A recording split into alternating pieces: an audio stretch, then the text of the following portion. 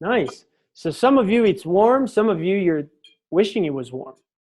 Yes, I'm wishing it was warm. Okay. Very cool. Well, I'll go ahead and get started if you don't mind. I just wanted to jump on and, just really have a conversation, share a few insights. I know it's November and it's towards the end of the year. And from what I understand, this is a team that has grown very organically, where it's completely a labor of love, where Megan has transformed her fitness, or at least kept up with her fitness. It wasn't necessarily that she had a ton of weight to lose. It was more of keeping up with the lifestyle. And I think from what I understand, it's also the same kind of uh, coaches and customers that she attracts herself. And so I like that, because what I wanted to talk about will be right up your alley. Matter of fact, I think you can teach me a few things or two. And so I wanted to share a quick story. But before I do that, before I forget, I wanted to share, maybe give you a little bit of insight into the company and something that I just heard this week that I think would be helpful for you as a coach and as a leader of your team as you're looking long term.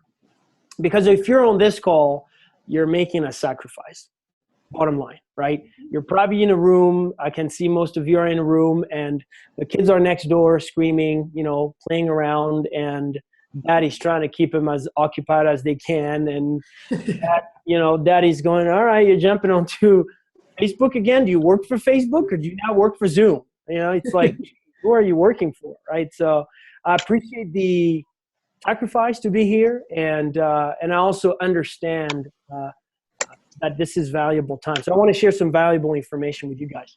So last week, Carl went to a board meeting. And at the board meeting, there were several fitness companies there. And so I think most of you are familiar with some of the names. One of the names was Lifetime Fitness. You might have heard of it. Some of you might be teaching classes there. And very profitable, very successful company.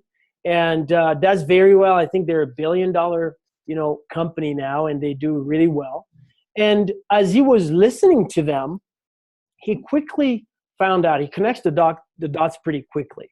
And he said, and this is in his words, I'm paraphrasing, he said, although Lifetime Fitness is doing incredibly well, they cannot build state-of-the-art gyms at the same speed and quality that we build at-home gyms in people's living rooms, in people's basements, in people's garages, in people's backyards.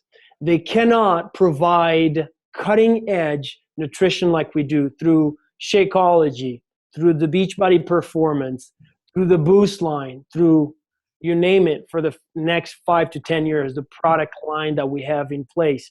They cannot offer the kind of accountability that our coach network offers through coaches, through challenge groups, through challenge packs, through the complete solution that we offer. And they cannot expand at the rate that we can expand. Okay. And I know that. I've been with the company for 4.5 years. When I started back in April of 2011, we had about 45,000 coaches. And back then we're going, okay, when we hit 50,000, boy, that's going to be an exciting time, right? And 75,000 and 100,000. I don't know how we're going to handle 100,000. We can barely handle these many. And I also remember my first summit at LA Live in downtown Los Angeles, and we had 2,500 coaches there. And we were thinking, wow, how are we going to do that? Back then, I think, Christine Dwyer was like a 4-star diamond. Danielle Natoni, Fit and Funky, was a diamond coach. Melissa McAllister was a 3-star diamond, right? To give you a bit of kind of perspective, because a lot of you that are your diamonds or 1-star diamonds or even emerald coaches, if you stick around long enough, we will do our part. We're going to give you the programs. We're going to give you the products. We expect a lot out of us, right? If you're to spend a day in the life here, it's just nonstop. I swear I'm not just doodling stuff and it wasn't me that doodled that, but literally it's on and on and on. And at the end of the email, Carl said, listen, we have all the potential in the world, what I expect of me, what I expect of you, and now he's talking to, to the executive team, is I want consistent and never-ending improvement, which means I need to get better tomorrow than I was today. In my particular line of work, which is my specialty, it's working with coaches. How do I empower more leaders? How do I give more tools and resources to coaches and diamonds and star diamonds? How do I communicate better? How do we build better partnerships? How do you feel like you're part of a family and not a business, right? How do we make sure that we always remind ourselves that what we're doing this for? We're doing this for to change lives. We're doing this for to help people transform themselves. And it was interesting because as we're talking all that, another story on another trip that Michael Neiman, shifting gears, was coming back. And he was coming back from, I think, a convention somewhere, and he was flying back to LA. In the same flight was a gentleman by the name of Jeff Olson. Does that name sound familiar? Slide Edge. Have you read that book, Slide Edge? He's currently the CEO of a company called Nerium. And they do very well. And one of the things that he mentioned was, you are one of the few companies that we actually follow. And we follow you because you're not just a nutrition company. You're not just a fitness company. You're not some business company. You offer a full solution. You offer the complete full solution. And as we heard that, we thought, yes, we do. And we need to remember that. And you need to remember that as a coach. Because many times you discount what you do. You're offering so much free advice for completely free with zero expectation, which is absolutely phenomenal. But don't discount yourself. Don't discount what you do. Because every day, it never gets old. One of my favorite part of a Super Saturday is when I do a Biggest Loser recognition. If you've lost more than 5 pounds, stand up. Everybody stands up. 10 pounds, 80% still up. 15, 20, 25, 50, 75. Always have 100-pound losers, weight loss stories in that meeting. And every time it gets to me, and every time it shows people what's possible.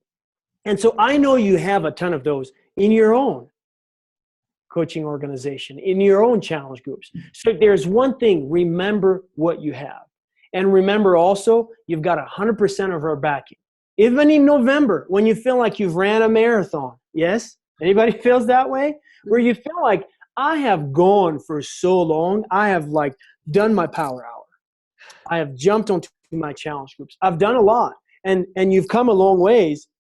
And then you make the mistake of looking up and you go, I have a long ways to go. Yes? Anybody feel that way? Yeah. So that's what I want to segue into. At the beginning of this year, a coach actually challenged me. I was on a conference call much like this, and it was last year this very time in November, and I was talking about finishing strong. And I thought the best way that I could talk about is, let me use an analogy. If you run a marathon and you can see the finish line, you're 2-3 miles down the road, you can kind of see it. You're coming down the mountain or whatever, you can see it. You finish strong. It doesn't matter how many miles you've ran. You finish strong. You finished that race. Great analogy. At the end of that call, after the call, Sarah Trice, that's her name. She says, Arnaud, have you run a marathon? And I said, no. and she said, okay. She didn't have to ask me. I knew exactly what she was saying. She was saying, don't talk about stuff that you haven't done yourself. So guess what I did? At the beginning of this year, yes. Well, I didn't run it. I said, I'm going to run one. Matter of fact, let me just share my screen if you don't mind. Oh, I can't share my screen. Oh, yes, I can. Let me share my screen quickly, okay? And just share quickly what I did specifically, okay? So share screen, okay? Let's go up here. So as I shared I shared in front of everybody that I was going to run a marathon. And when you share a story, it's always easy. You're like, yeah, I'm going to run a marathon. Literally, this is the moment that the photographer caught me as I said, I'm going to run a marathon. I'm going to be a 2015 marathon finisher. And as I said that, the moment I said that, after that, fear kicked in. Because then I went, oh, that means I've actually got to run. I've actually got to run 26.2 miles. And some of you have ran ultras. You've done it all, right? And I had never ran before.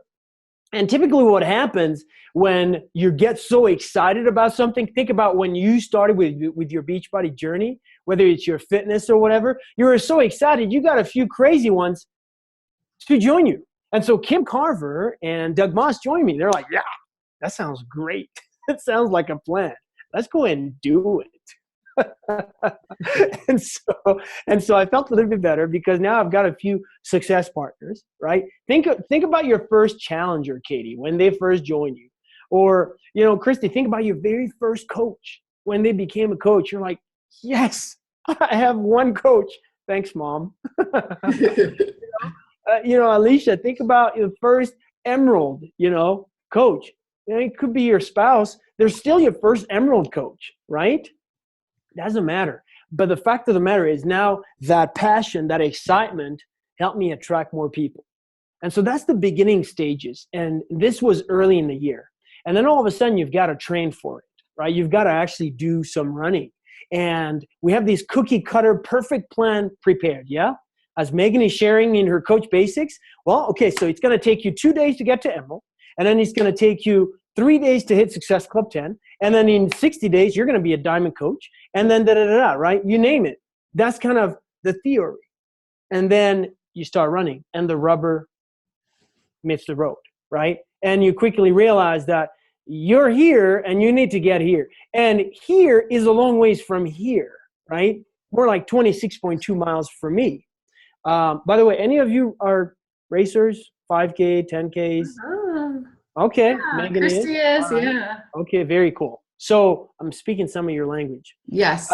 So I get started, and I think I'm going to have 4 months to run this, to get ready.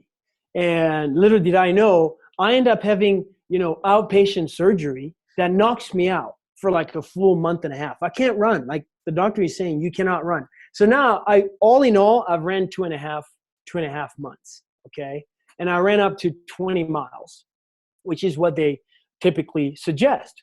And so the day of the race arrives, and I always compare my first 7 miles. In coaching terms, it's kind of like your January through about April, May.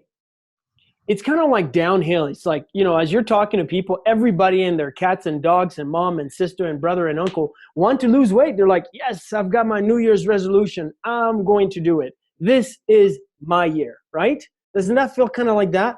And the first 7 miles were pretty good. This is awesome. Really? This is going to be like this? Great. And then we get to the halfway point. And it's 13 miles. And actually, Kimmy's experience, so he was gone, right? And so Doug and I were like right there with, we're just running along, and 13 miles, we hit the halfway point. We're like, yes, we're still alive, which our goal was to just remain alive. We don't want EMT. We don't want any mouth-to-mouth business. Okay, you stay away from me. I want to just finish alive, okay? And of course, what do? You take selfies and you post to Facebook. You're pretty excited, okay? That's halfway, okay? One of the things that we told ourselves is we're going to celebrate success. And for you, it could have been you got to Diamond, or you got to Emerald, or you got to Star Diamond, or you had your first, successful challenge group, or you might have finished, you might have had your first 100-pound, weight loss story. Whatever that is, you celebrated it, right? Sometime this year you celebrated it. And then you got going again. It wasn't another 5 miles down the road that all those oranges and bananas and water that we drank from the side, right? They've got all these stations, okay, at every 3 miles where they give you all this food to keep you hydrated and to keep you alive and to keep you nourished so that you can finish the race. Mile 18 hit, okay? Mile 18 hit us like a ton of bricks. For me, it was just cramps all over my legs, like my thighs, literally, I thought I had cramps even in my ankles, okay? It was like how bad it was. You don't get cramps in your ankles, but it felt like I had cramps all over my lower body. And Doug, bless his heart, all those oranges came out as fast as they came in. Okay. And by the way, someone was asking me, I hate to be, it came out this way. Okay. Someone That's actually good. asked me, like, which That's way good. did it come out? Okay. It came out this way. Okay. Just to clarify. And so we're sitting there 18 miles and we're going, we've ran 18 miles. This is really good. This is the talk that we start having with ourselves. This is pretty good. We've done 18 miles. It's a pretty big deal. The most I've ran is 3 miles. That's all I've ran. Okay. I'm trying to pay attention because my coworker is acting crazy outside here. But I'm saying that's pretty good. I've gotten to diamond. I mean, how many people get to diamond? I've gotten to star diamond. Geez, there's even less people that have gotten to star diamond or emerald or whatever. And all of a sudden, we started self-sabotaging ourselves. Anybody do that? Raise your hand. Be honest. Mm-hmm. We all do that, right? At some point in our coaching journey, the rubber is going to meet the road and the 18-mile marker is going to hit you with like a ton of bricks and you're going to go, wait, like, why am I doing this again, right? And you ask yourself those questions after you get, a no, or your best friend who's like, Miss Fitness, doesn't become a coach, or that challenger that needs it so much that if they can keep at it, they could regulate their blood sugar again, gives up on you, or really gives up on themselves. It's hard. It's tough. That 18-mile marker hits you like a ton of bricks. And so we then have to make a decision. At that moment, let me share exactly what I did, okay? Number one, I knew that I needed to close the gap. I knew without a shadow of a doubt, I have come too far to stop now. I have come too far to stop now. You have come too far to stop now. You have shared your goals with your spouse. Some of you have shared your goals of being on stage at Summit in front of 30,000 people with your kids or best friends or mom or dad. You have come too far to stop, right? This is not a moment to stop, right? So there's 3 things that I did. Number one, I needed to manage myself. And here's what I did. I noticed that I had turned off my music. I noticed that I started doing things that that did not put me in my highest place of peak potential. You remember the speaker at Summit? He talked about anybody. Megan, were you at Summit? Yeah. The National Geographic, Dewitt Jones. He talked about you need to put yourself in the highest place of potential, something like that, right? In other words, you needed to optimize your work environment as a coach. For me, I needed to get back to what got me to those 18 miles. Many times as a coach, you start changing things here and there. You start getting creative. And pretty soon, you start going down all these rabbit holes left and right. And before you know it, nobody knows what you're doing.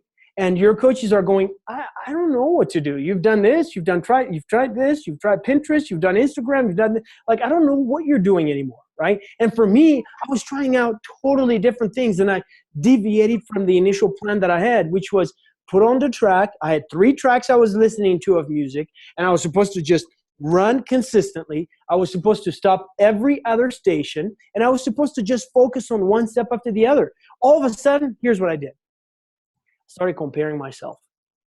I'll show you a picture, but there's a 70-year-old lady in a tutu, pink bedazzled tutu, that passed me, and she was speed walking past me. My ego took a hit, okay? And I was dying on the side of the road, and she passed me. There's this guy that had like this knee brace. He must have been at least 75, 80 years old. And he had this huge knee brace, and he was laboring. Like, when he was running, but he looked like he could crumble anytime. He passed me, okay? There's like all these teenagers that passed right by me. I started comparing myself. Do you do that? Do you do that as a coach? Do you ever look left and right and, on Thursday, you look at all those advancements, like, dang, we started at the same time. Like, what is she doing? What is he doing? I started looking left and right. Do you ever do that? I noticed, I knew it. I needed to put the blinders on and just manage myself. I needed to manage my race, my own race, because I wasn't running anybody else's race but mine, right? And so what I did is I said, Doug, okay, you handle it. You're going to be okay, after making sure he was alive, okay? I'm going to handle my finish. because I need to finish this, right? And I started thinking about, is this worth it for me, right? I needed to manage myself. So sometimes, you know what? Doesn't matter what Megan, doesn't matter what I say, what Carl says, it's your business. Nobody will own this business more than you can, right? At the end of the day, Katie, you own the business. It's not your upline, it's not your downline, it's not anybody but you that owns your business. So that's what I needed to do. I needed to ask myself, is this worth it? The number two thing, once I said, yes, it's worth it, I needed to realize that I need to do hard things at inconvenient times, okay? That's the reality, okay? The reality is, if we're honest, is you're always going to have to do hard things at inconvenient times. The more hard things at inconvenient times you can do, and I don't know what those hard things are for you. It could be sharing your transformation story again. It could be waking up at 5 in the morning, doing your workout, and then doing your power hour. It could be, it could be doing your personal development, where before Beachbody, you thought personal development was only for people that are, that need help, that I don't need any rah-rah stuff, right? Some of you here, like, you're smiling because you were that person, right? You're the person going, no, I don't need, what's that self-help stuff? Like, no, I'm perfectly fine, right? It's doing hard things at inconvenient times. So what I would tell you to do is write down, number one, is it worth it? And put down why it's worth it. Number two, what are those hard things? And when are the inconvenient times? Because they're always going to be there. You're always going to find yourself out of balance somehow. But I know this for a fact. All of you, long term, you either want to be home, you want to take more than 1-2 week vacation a year, maybe you want to pay off debt. You want to do things that most people don't do until they're like 65, 70 or whatever, right? And in order for that to happen, you're going to have to do something different than what the millions, what the masses are doing. You've got two roads. You can go this way or that way. Seriously. This is the hard road. This is the road that most people are not willing to take. This is the road that everybody is taking. In order to be a Beachbody coach and a successful Beachbody coach, you need to take this one. The path of least resistance is your enemy. The path with like all the mines on the side of the road, inconvenient, hard, complicated, have to manage a team, have to grow myself, have to listen to personal development, have to do power hours. That's the path, I'm telling you, that Danielle Natoni took back in 2001, that Christine Dwyer took, that Melissa McAllister, that Lindsay Maui, you name it. I knew all those coaches when they were barely brand new diamonds. And I'm here to say there is not a single thing different between you and them. The only difference is time in the saddle. And then the second one is they did hard things at inconvenient times. I remember, segue story, I was in Columbus, Ohio, my very first meeting. I show up and there's like 4 coaches. Yeah, 4 coaches, okay? And one of them is a diamond coach. Everybody else is like emerald, and a coach. And that, I'm just meeting them, talking to them like I always do before events. Hey, tell me your story. Where are you from? And this coach had traveled all the way down like from Florida. I was like, okay, so did you just fly in? No, we all drove together. Like, wow, you drove, huh? Oh, awesome. And you're a diamond coach. Okay, very good. And this is what you do full time. That's all you do. Yes, this is what I'm doing. Then I went to Chicago a couple months later. She was there. Then I went to Texas. She was there. And I'm going, how is this diamond coach affording this? Because I can see what she's making. That's not a whole lot. And that diamond coach with those 4, that diamond coach, Lindsay Matway. That's Lindsay Matway. One of the other coaches is Katie Hefner, who's a 10-star diamond. The other one is Lindsay Westbrook, who's a 6-star diamond. Okay. The third one, the one that I thought actually had the most potential, no longer a coach. Not even a coach right now, okay? Isn't that interesting? That sometimes the people that you're running along with in a marathon are not necessarily the ones that you finish with. The ones that you underestimate might be the ones that actually finish the race with you.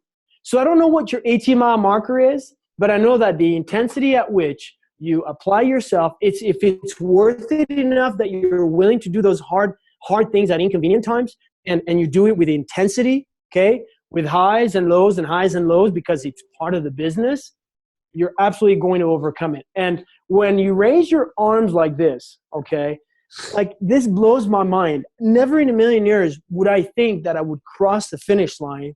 I would cross maybe a 5K finish line or maybe a 10K if I'm stretching it, but 26.2 miles, absolutely not.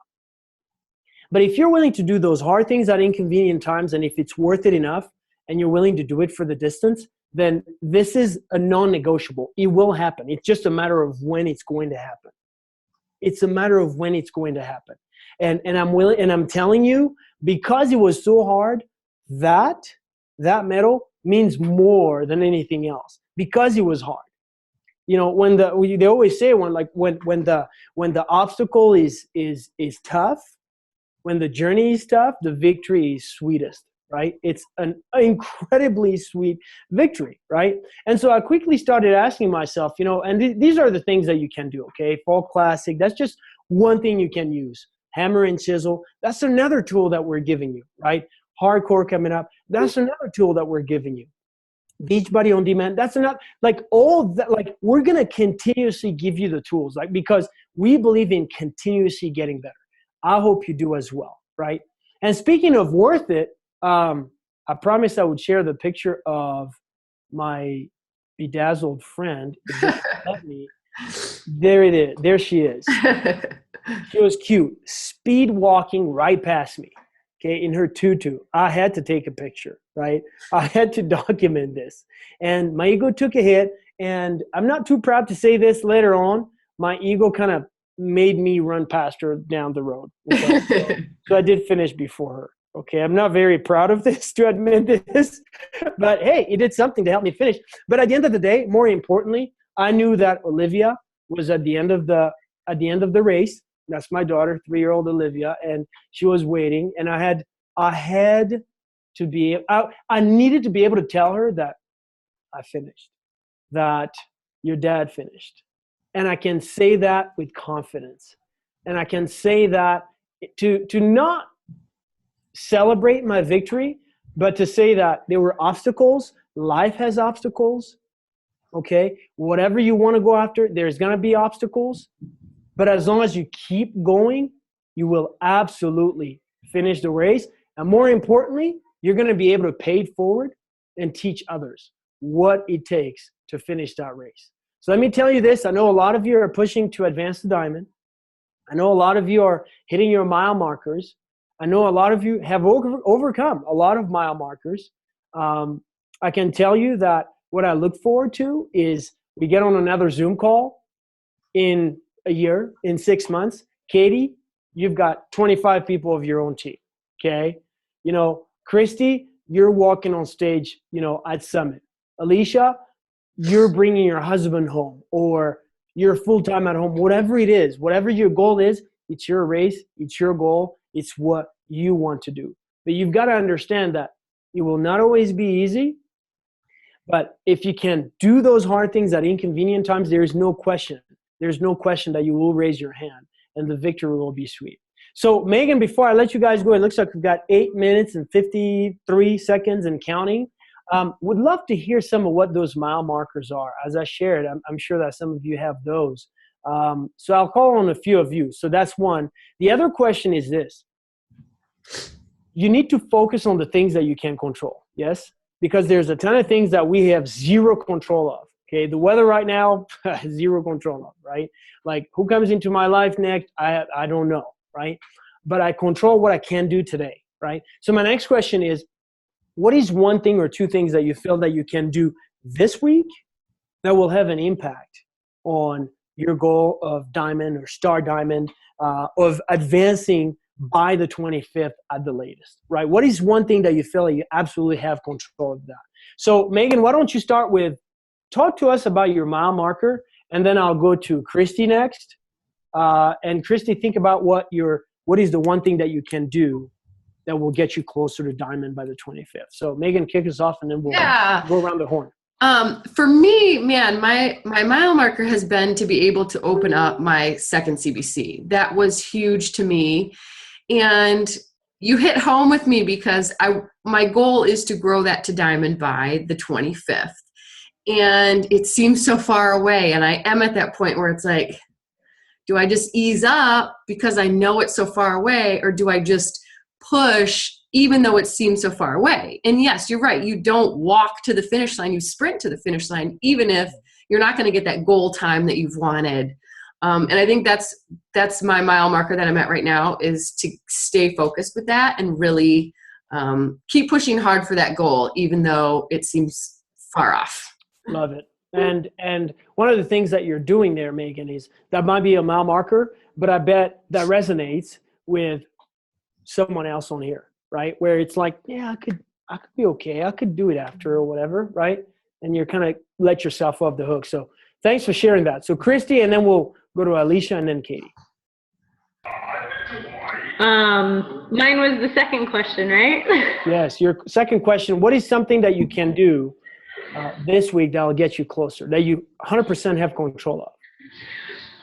Reaching out to the people that have contacted me. Just staying in contact with them and answering their questions. I have 2 people right now that are interested in being a coach, and just keep in contact with them and educate them on everything on as far as Beachbody goes, and try and work that relationship with them. Awesome. Yeah, just controlling that, and do, you know, sometimes as you're getting closer to the goal, you might need to increase the intensity at which you're doing that, right? Going back to intensity where you need to do more, right? And they also say, like, you know, you're trying to get there by the 25th. You can do just enough, or you can do a little bit more to just give yourself some cushion, so that when you get to diamond, you're not one of those diamonds like you're holding on, barely hanging on, right? Or you're like a strong, solid diamond, right? So, Right. so keep at it. Alicia, share what a mile marker is, and then Katie, you'll share what a controllable activity could be for you. Yes, a mile marker for me. I am going to get to my 100 no's within today and tomorrow. I was at about 25, 30 on Monday. So, Wow. and that's, Awesome. you know, no to the thing or no to coaching, but I'm going to ask, and I'm going to put all the people out there that were interested in the first place and commented on my stuff. That's a big deal, 'cause I have little kids running around. So, Yes. That's fantastic. So how have you done that? How have you kept consistent? What keeps you going? Megan's a pusher. So, and for honesty, my own health. And I have a couple other diabetics that are working with me, and their hemoglobin A1C has changed dramatically too. So, you know, I'm starting to see why God gave me the disease of type 1 diabetes, and really focusing on trying to help others with, you know, immune disorders. I love that, Alicia. And that's one of the things that, you know, I talked about earlier. When you conquer an obstacle, if you will, it gives you more posture and confidence to be able to pay it forward. So love seeing that. Thanks for sharing that. Sure, I appreciate that. And Katie, what's the controllable this week that you can get done? Daily power hour, I think, included with all the components included, including personal development and trainings and all that kind of stuff that sometimes gets pushed aside when you're, you know, reaching for certain dates, you know, like the 18th or the 25th, or, you know, those certain goal dates that are looming ahead.